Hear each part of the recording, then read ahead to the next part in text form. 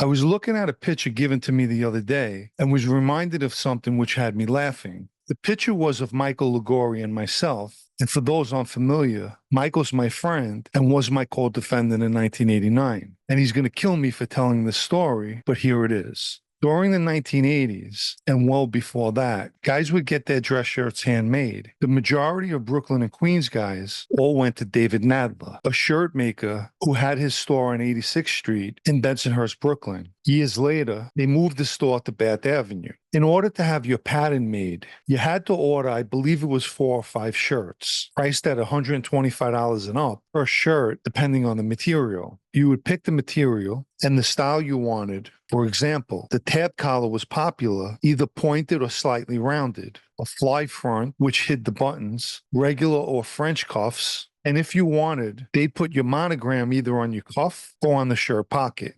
After the measurements were taken, they would create your pattern. At that point, you could call up and order a shirt if you wanted. On the wall in the small shop were shelves lined with patterns, basically A to Z of every wise guy in the mob. Essentially, most of the Brooklyn and Queens guys you hear or read about had a pattern at David Nadler. I was around 16, 17 years old when I got my first set of handmade dress shirts. So on to the Mikey the Boxer story. When I first met Michael, he wasn't a suit and tie type of guy. Michael dressed more for a nightclub. However, over time, he began dressing more conservative whenever we would go out. One day he asked me, "Where do you guys buy your dress shirts?" Initially, I broke his balls and didn't want to tell him, but I eventually explained the whole David Nadler process. The conversation of dress shirts came up again when we were with Tony Muscatel, and he told Michael to go to a place in Jamaica, Queens called Pan Hill. And Michael, I know you're laughing that I found a picture of the place. It's no longer open. I've been to the store myself and bought a few ties from there. So Michael made his way to Jamaica and bought a few of the dress shirts.